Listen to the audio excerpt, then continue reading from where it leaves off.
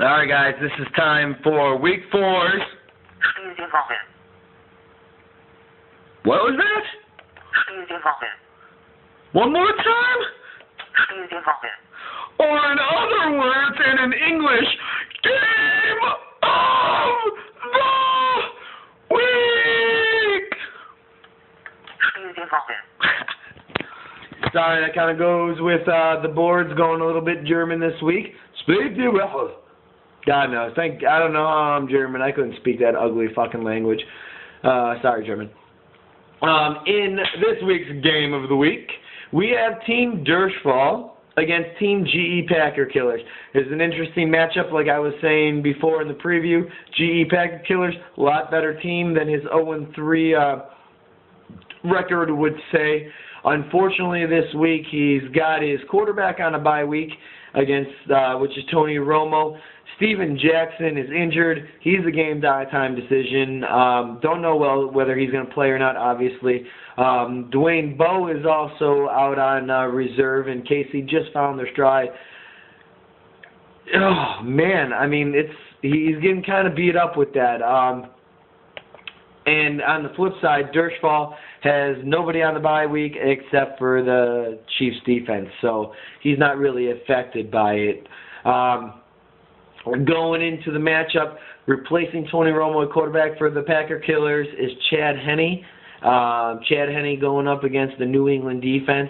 If New England can give up 30 points to Buffalo, they definitely can do it to Miami. Their secondary is definitely weak. I think it's a good pick. Good start for Henne. It's definitely a nice time to be able to fill in that bye week for Romo and get, I think, about like 17 points for Henne. I know, he's only Chad Henne, but I'm seeing 17 points coming out of that weekend, so I don't think he's going to see that much of a drop-off from Romo. But like I said, I could be completely wrong. Miami does love to run the ball. They love to run the ball down in the goal line, but you know, when you have Brandon Marshall, you just throw it up and let the big boy get it. So hopefully when they're on that red zone, that's what they're going to do. They're going to throw it up and let Brandon Marshall and Henne get their points. On the other side, we always know Durchfalle has Aaron Rodgers. Rodgers is underperforming for who Aaron Rodgers is. They're throwing the ball tons. He's ranked number 4 in as a quarterback, but he hasn't been putting up quite the spectacular numbers as we were used to last year that carried Durchfalle for any of his wins. And if Rodgers doesn't get back to that, we're not going to see Durchfalle become an elite team and be able to win the big-time matchups and have that consistent 100-point weeks. Like I keep saying, 100 points every week, it should be your goal. 100 points, 100 points, 100 points. If you do that, you're in the playoffs. If you average 100 points every single week, you're in the playoffs. You might not win every week because you can't help when someone goes off and gets 140, 150 points. You can't help that. But if you get 100 points every single week, you're going to win a lot of games, a lot of matchups. Their running back, Matt Forte, Lauren just come home. Hi, Lauren. Hi. Hi. Are you taping? I am taping.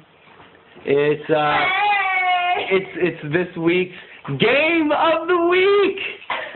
So does this mean I'm not supposed to do anything? She's very excited, and Lauren is actually supposed to go downstairs and get a package that we had delivered. Yeah. And then she will show all of you in Fraggle Rock what she got. Make a bottle. I think you should go get it because that's a gift that Brett got for you. Are you dead serious? I'm dead serious. Honest to God? Really and truly. If I go down there, there's no gift. You're out. I swear to God. Really? Really and truly. What'd you give me? I got you a gift.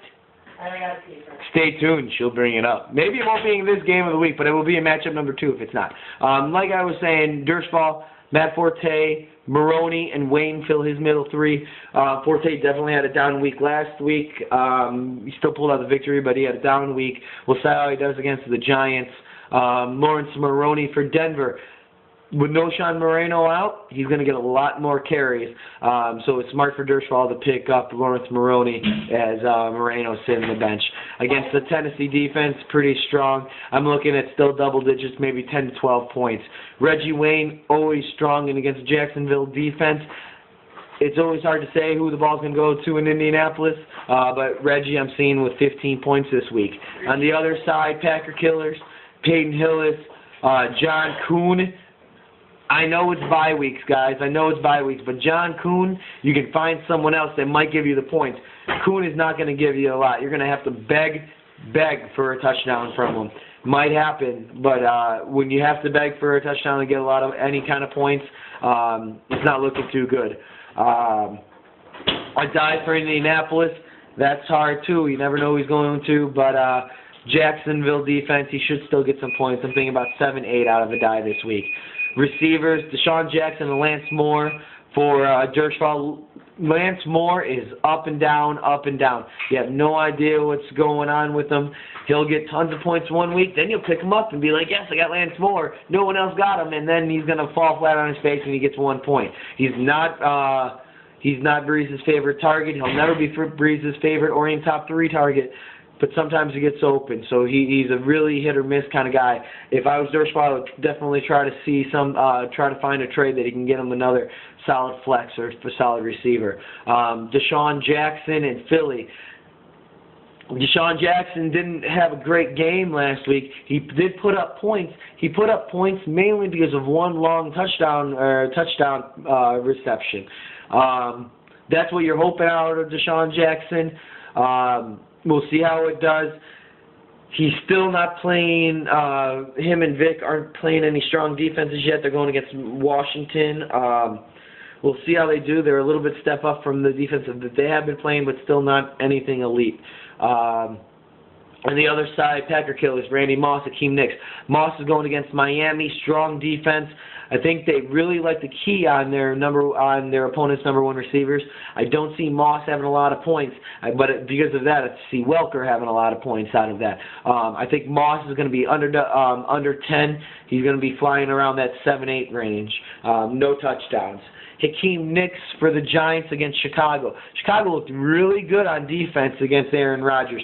That bend the boat, don't break is good in football, but it's bad if you have the receiver for the team because no touchdowns. Without touchdowns, you're not getting a lot of points.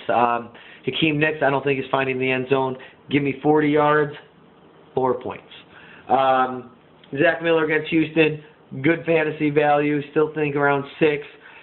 Jermichael Finley for Green Bay. God, does Aaron Rodgers love to throw to Jermichael Finley? It's a big point when Rodgers throws to Jermichael for Durchfalle. I think it's going to continue. I think it's going to see itself into the end zone this week. My fantasy stud for this weekend, I think it's going to be Chad Henne. I think he's going to put up tons of points compared to what he usually does. That's why he's my Week 4 stud in this matchup. My Week 4 dud, Lance Moore. Like I said, hit or miss. This week is a miss. That's what's going to keep it close. About 3 spots for Durchfalle. That's going to be a really low mark.